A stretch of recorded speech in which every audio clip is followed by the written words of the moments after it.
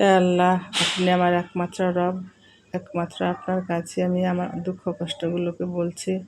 তবে যতটা বিনয়ী অনুতপ্ত হওয়ার প্রয়োজন ততটা তো বিনয়ী হতে পারি না। আমি আমার ইবাদত চলাফেরা দিয়ে বোঝাতে পারি না আমি আপনাকে সবচেয়ে বেশি ভালোবাসি। কখনো কখনো নফসের ধোঁকায় পড়ে যাই, নফসের কুমন্ত্রণায় সাড়া দিয়ে ফেলি। তখন আপনি নিশ্চয়ই আমার উপর খুব অসন্তুষ্ট হন।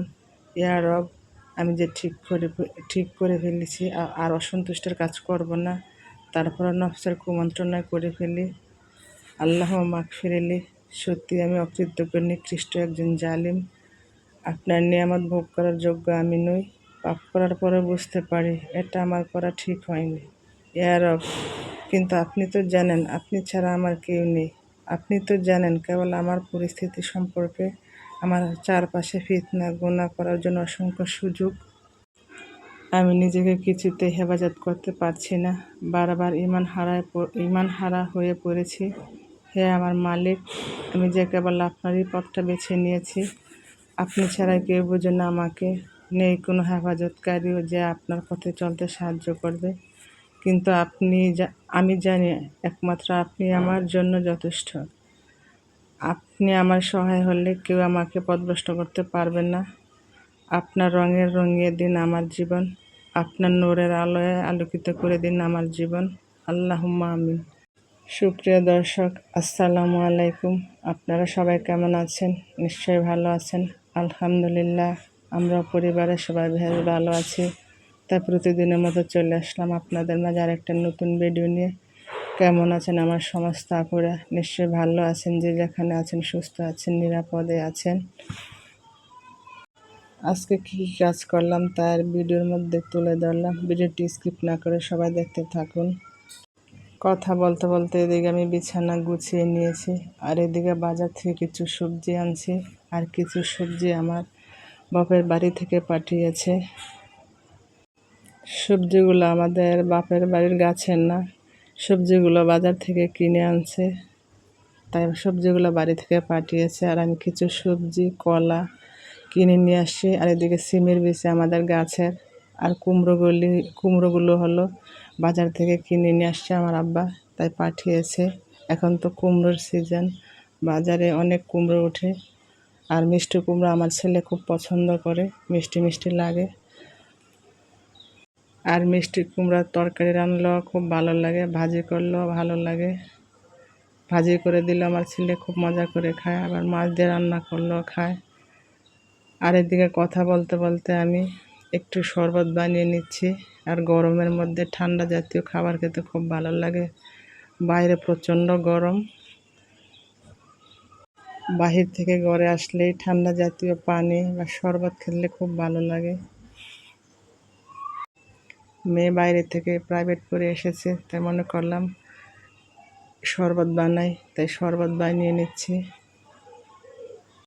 আর সচরাচর আমি ট্যাঙের শরবত খাই না, আমি লেবুর শরবত খাই। আজকে বাসায় লেবু ছিল না, তাই বাইরে থেকে 2টা ছোট ছোট ট্যাঙের প্যাকেট কিনে নিয়ে আসছি।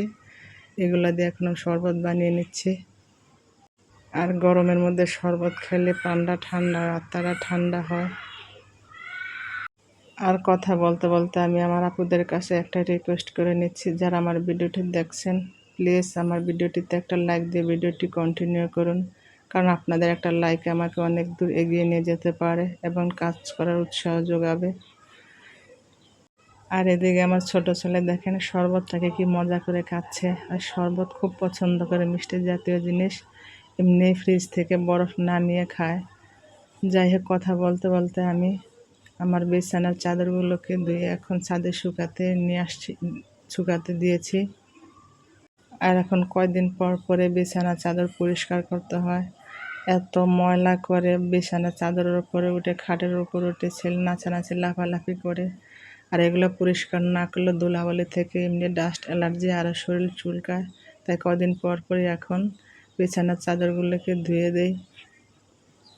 আর এগুলো হলো আমাদের নিত্যদিনের কাজ, রুটিন কাজ। কয়দিন পর পরেই বিছানার চাদর ধুতে হবে, প্রতিদিনই ঘর গোছাতে হবে, রান্না করতে হবে, এর নামই জীবন। যাই হোক, এগুলো করতেই হবে। আর কথা বলতে বলতে আপনাদের কাছে একটা রিকোয়েস্ট করে নিচ্ছি, যদি আমার ভিডিওর কোনো অংশ ভালো লাগে থাকে প্লিজ চ্যানেলটি সাবস্ক্রাইব করে আমার পাশে থাকবেন। আর আমার কথার মধ্যে কোনো ভুল ত্রুটি হলে আমাকে ক্ষমা করে দিবেন। আর এদিকে দেখেন ছাদের মধ্যে আমার ছেলে কি দৌড়াদৌড়ি করতেছে।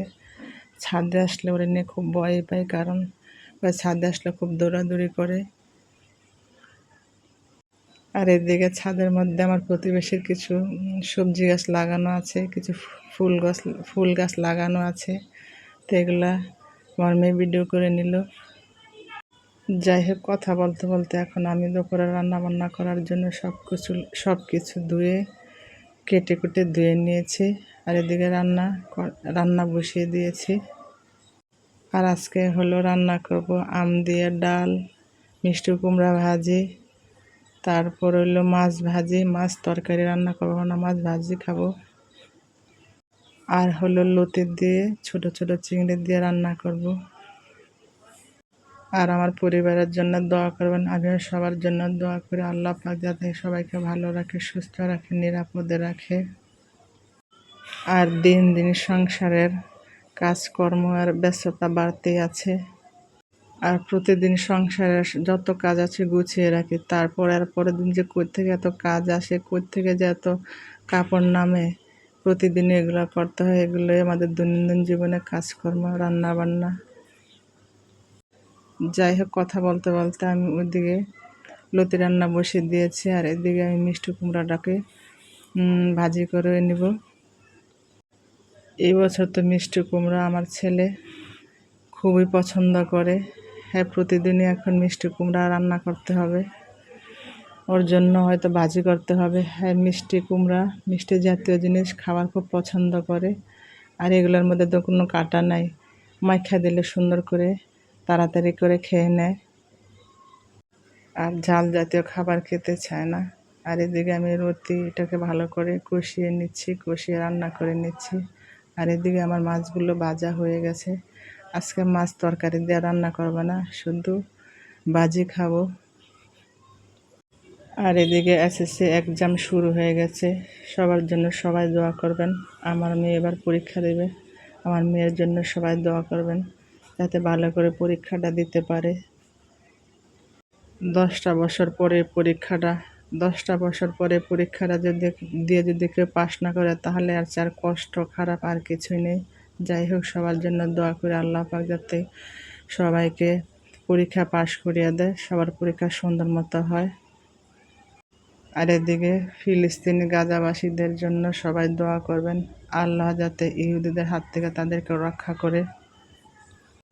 কথা বলতে বলতে আমি ভিডিওটি প্রায় শেষ পর্যায়ে চলে এসেছি। অসংখ্য ধন্যবাদ সবাইকে। আল্লাহ হাফেজ। আসসালামু আলাইকুম।